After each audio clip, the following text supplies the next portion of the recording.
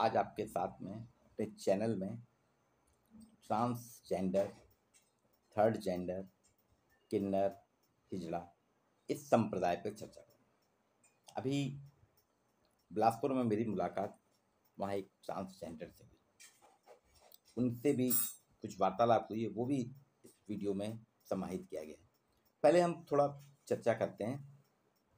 सामान्य तौर पे हम सभी किन्नर वर्ड का प्रयोग करते हैं या हिजड़ा। ये धार्मिक अनुष्ठानों में भाग लेते हैं, किसी के यहाँ जन्म होता है, शादी विवाह वगैरह होता है, उसमें आके नाचते गाते हैं। इनमें इनका जो सबसे सीनियर होता है वो गुरु होता है, और नए लोग जो आते हैं वो उनका अनुसरण करते हैं। गुरु चेला की पसंद चलती है, उसके आधार पे ये एक संप्रदाय चलता है। इनकी मेन पहचान क्या है? बच्चा जब जन्म लेता है तो उसके शेषन या योनि नहीं होती, इसलिए इनको किन्नर कहते हैं, हिजड़ा कहते हैं, सामान्य भाषा में छक्का कहते हैं। सरकार ने इनके लिए थर्ड जेंडर शब्द की बात की। अब एक और नया आया है, ट्रांसजेंडर। ट्रांसजेंडर और किन्नर दोनों अलग अलग है। ट्रांसजेंडर नाच गान नहीं करते, किसी उत्सवों में नहीं जाते, भीख नहीं मांगते, ये पढ़ते भी हैं, पढ़ाई लिखाई करते हैं, नौकरी करते हैं। वास्तव में क्या है, बायोलॉजिकल जैविक रूप से ये पुरुष होते हैं, लेकिन के इनके हाव भाव, इनकी एक्टिविटीज, इनमें फीलिंग महिलाओं जैसी होती है। या बायोलॉजिकली जैविक रूप से ये महिला होते हैं, लेकिन इनके हाव भाव, एक्टिविटीज, इनकी जो है गतिविधियां जो होती हैं पुरुषों के समान होती हैं, इसलिए वो ट्रांसजेंडर पुरुष, ट्रांसजेंडर महिला कहलाते हैं। वास्तव में ट्रांसजेंडर जो है जन्म के समय महिला या पुरुष कहलाने वाले महिला पुरुष के रूप में जाने जाते हैं, लेकिन बाद में वो बदल जाते हैं, उनकी पहचान अलग हो जाती है। जन्म के समय की पहचान जो रहती है, जिस लिंग से रहती है, उससे फिर उनका फ्यूचर नहीं रहता, बदल जाते हैं। ये योनि और गर्भाशय के साथ पैदा होते हैं, लेकिन पुरुष के रूप में पहचाने जाते हैं। ये ट्रांसजेंडर है। ट्रांस के रूप में वे लोग भी शामिल हैं जो पुरुष या महिला लिंग की भूमिकाओं में खुद को नहीं जोड़ते, लेकिन खुद पुरुष या महिला के रूप में अपनी पहचान न बना के अलग से रहते हैं। जैसे पुरुष और महिला के रूप में पहचान बनाएगा, महिला है तो पुरुष के रूप में पहचानेगा। इसे जेंडर क्वीर भी कहते हैं। ये पारलैंगिक है, ट्रांसजेंडर यानी पारलैंगिक। वे स्त्री या पुरुष कहते हैं जिनकी पहचान जन्मजात लिंग से ना होकर दूसरे लिंग के रूप में होती है, या तो इन्होंने सर्जरी होती है आजकल, लिंग परिवर्तन किया हो, ये कहलाते हैं ट्रांसजेंडर। और किन्नर या हिजड़ा की जो बात करें कि जो अपने आप को ना तो पुल्लिंग में रखते हैं ना स्त्रीलिंग में रखते हैं, बल्कि थर्ड जेंडर तृतीय लिंग में रखते हैं। आज इसी पे बिलासपुर के डीपी विप्र कॉलेज में ट्रांसजेंडर आए, जो वहाँ के एसोसिएशन के बिलासपुर के अध्यक्ष हैं विजय अरोड़ा जी। उनसे थोड़ी चर्चा हुई। उन्होंने बहुत सी चीज़ें अनऑफिशियली बहुत सी बातें बताई कि समाज के एक जो तीसरी कैटेगरी है, इसको अब तो सरकार ने भी ओबीसी का दर्जा दिया हुआ है, नौकरियों में भी आरक्षण है, पढ़ाई में आरक्षण है। ये थोड़ा दूसरे तरीके के हैं। बोले हमारी अपनी फीलिंग है, लेकिन हमको बदनाम ना किया जाए। और विजय अरोड़ा जी ने ये भी मांग की कि आप लोग हमारे बारे में लिखिए, हमारे बारे में जानकारी दीजिए, और धीरे धीरे धीरे समाज को जागृत कीजिएगा। और एक चीज़ उन्होंने वो कहा कि हमें आप उभयलिंगी कहिएगा, किन्नर, हिजड़ा या छक्का ना कहिएगा, हम लोग उभयलिंगी हैं। हमारी भी अपनी एक पहचान है, हमारी एक मर्यादा है, हम भी अपना इनके बच्चे पढ़ रहे हैं, ये सर्विस कर रहे हैं। और बिलासपुर के बहुत से लोगों को ऐसे जो हैं ट्रांसजेंडर, मैंने बताया ना कि नाचते गाते नहीं हैं, किसी जन्म में या विवाह उत्सव में नहीं जाते हैं, ये नौकरी करते हैं, पढ़ाई लिखाई करते हैं। जैविक रूप से ये पुरुष हैं, जैविक रूप से बायोलॉजिकली ये महिला हैं, बायोलॉजिकली ये मेल हैं, लेकिन हाव भाव इनके अपोजिट लिंग के होते हैं, सिर्फ ये अंतर है। पर इनकी अपनी एक दुनिया है, अपनी एक जिंदगी। आइए सुनते हैं विजय अरोड़ा जी से उनकी दर्द भरी कहानी। आपका नाम? मेरा नाम विजय अरोड़ा है और मैं बिलासपुर से ट्रांसजेंडर प्रेसिडेंट हूँ। पिछले 2007 से मैं अपने स्वयं के समुदाय के साथ काम कर रहा हूँ।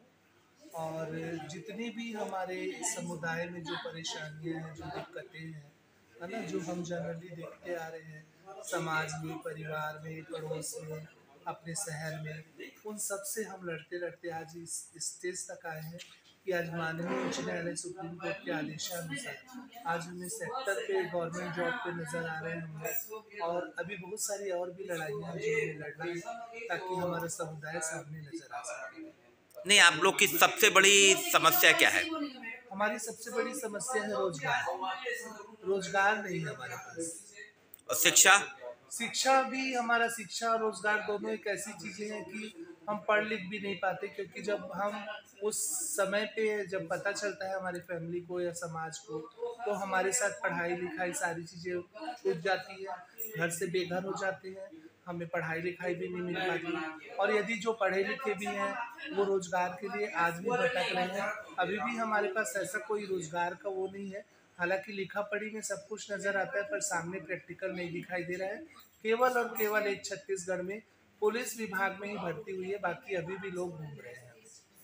एक मैंने जानकारी मिली है, थोड़ा आपसे भी चर्चा हुई कुछ लोगों से, आप लोग की सबसे बड़ी समस्या टॉयलेट की है, सही है क्या वो? जी, एक्चुअल में क्या होता है कि हम चाहते हैं कि हमारा जैसे मेल और फीमेल का जो टॉयलेट अलग अलग बनता है, वैसे ही हमारे ट्रांसजेंडर्स का भी एक टॉयलेट होना चाहिए जिसमें हम अपने आप को एकदम सहज महसूस कर सकें और आराम से वहाँ पे, क्योंकि टॉयलेट एक ऐसी चीज़ है जिसे नहीं रोकना चाहिए।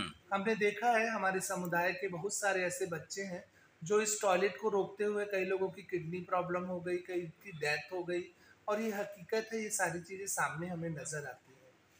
अच्छा, एक चीज़ और कि आजकल नकली बहुत आ गए हैं, वो सही है क्या कि समाज ने गढ़ दिया है कि नकली किन्नर है ये, या उभयलिंगी नकली है? देखिए, मेरे कहने का ये मतलब है कि बहुत आसान है किसी को असली और नकली बोल देना। हाँ। मैं एक सवाल करता हूँ समाज के, समुदाय के लोग, अदर समुदाय, जनरल पॉपुलेशन से, कि समाज हम ट्रांसजेंडर्स, उभयलिंगी किन्नरों के बारे में जानता ही कितना है जो वो हमें नकली कहता है।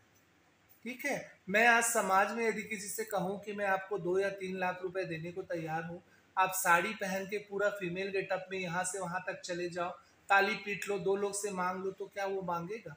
तो फिर कहाँ पे नकली का सवाल आता है? कि नकली और असली कोई नहीं होते, लोग हमारी फीलिंग को नहीं समझ ये पाते। मतलब समाज के द्वारा गढ़ा गया शब्द है जी ना, जी। वही।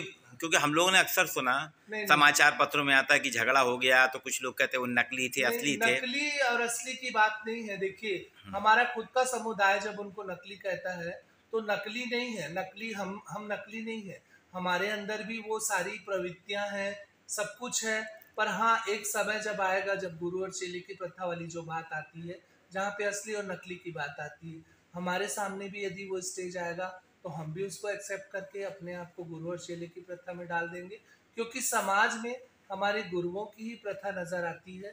समाज गुरु को ही एक्सेप्ट करता है। जो गद्दीदार किन्नर समुदाय में नजर आ रहे हैं, एक्चुअल में गद्दीदार किन्नर जो है वो हमारे लिए बहुत मायने रखते हैं। गद्दीदार है जो पुरखों से चले आ रहे हैं।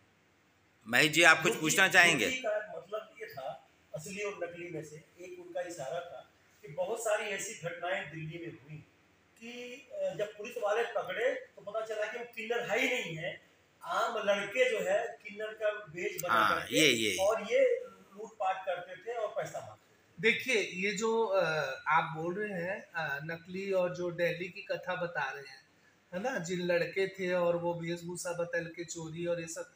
देखिए, जहाँ चोरी की बात आती है, जहाँ पे असामाजिक तत्वों की बात आती है, तो वो ऑब्वियसली वो नकली है, वहां पर नकली बोल सकते हैं। पर हम सबको नकली और असली की भाषा में नहीं समझा सकते। कुछ लोग नकली भी हैं जो चोरी कर रहे हैं, समाज में नजर आ रहे हैं, वो नकली भी हैं।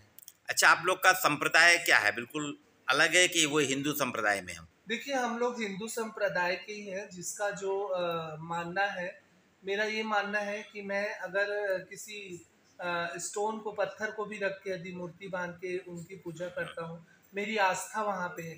देखिए, ये समाज और हिंदू और मुसलमान और पंजाबी और क्रिश्चियन की जो बात आती है, वो मेरा अपना खुद का मानना है कि मैं किसको मानता हूँ, वो मेरा अपना स्वयं का मानना है।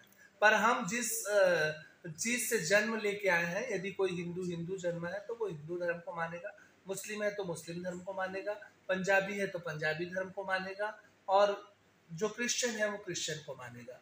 वो तो हमारा अपना कुल है ना, हम कुल कैसे बदल सकते हैं? आप लोगों में ये गोत्र वगैरह होते हैं क्या? जी, गोत्र एक्चुअल में अभी माननीय उच्च न्यायालय सुप्रीम कोर्ट ने हमें ओबीसी दिया है। अच्छा, ओबीसी कैटेगरी में में, हम लोग ओबीसी में आते हैं। जितने भी ट्रांसजेंडर उभयलिंगी लोग हैं, हाँ ओबीसी में हम है। लोग ओबीसी में। हम लोग अगर जनरल भी पैदा हुए हैं तो हम ओबीसी कैटेगरी में ही आते हैं। अच्छा, एक और जानकारी चाहिए थी कि जैसे किसी की डेथ हुई आपके यहाँ, तो उसकी ऐसी निकलती है डेड बॉडी, या उसको क्या करते हैं? देखिए, मैं एक्चुअल में अगर ये डेथ की बात करूं तो हम लोग जो हमारा जो समुदाय की डेथ होती है उसके लिए मैं भी उतना अच्छे से सारी चीज़ों को नहीं बता पाऊंगा, परंतु मैंने एक चीज़ ये जाना है कि हम जब हमारा समुदाय की डेथ होती है तो हम उसे ऐसे रात के अंधेरे में ले जाके दफनाते हैं ताकि दूसरा व्यक्ति उन्हें ना देखे, ताकि हमारे जो किन्नर का जो जन्म है ना, जो ट्रांसजेंडर का जन्म है, हम लोग भी दिल से दुआ करते हैं कि कोई दूसरा हमारे जैसा बच्चा पैदा ना हो, इसलिए हम लोग रात में ही इस कार्यक्रम को करते तो दफनाते हैं, हैं। जी, दफनाते हैं, जलाने का नहीं है? जलाने का। मतलब वो कुछ लोग कहते हैं कि हमको मुक्ति मिली इसलिए बड़ा खुशी फील करते हैं, ऐसा ऐसा है क्या? हाँ, मतलब हम लोग इस चीज से मुक्त हुए, क्योंकि देखिए मैं आपको बताऊं, किन्नर या ट्रांसजेंडर बोल देना बहुत आसान है हाँ, सर, परंतु किन्नर और जीना बहुत बोलना, कठिन है। वो जीना मतलब वो उसको चबाना मतलब एक लोहे का चना चबाना। तो हम लोग कभी दिल से नहीं चाहेंगे कि कोई दूसरा हमारे जैसा पैदा हो। चलिए, आपसे हालांकि यहाँ डीपी वेपर कॉलेज में आया था, मैडम के थाने से मेरी बड़ी बहन है अंजू शुक्ला मैडम, बहुत सी जानकारियाँ लिखी, बहुत से मिथक जो थे। हकीकत ये है कि हम लोग को जानकारी नहीं है, जिसने जैसा बोल दिया उसको मानते हैं। तो हम लोग की भी एक अलग, आप लोग के जो माया लोग हैं ना, उसको हम लोग अलग तरीके से समझते थे, जबकि वास्तव में आप लोग हमारे समान हैं। तो ये विजय अरोड़ा जी हैं, बहुत सी जानकारियाँ मिली, आगे भी इनसे हमको ऐसी जानकारियाँ मिलेंगी। आपके आज के लिए इतना ही, धन्यवाद।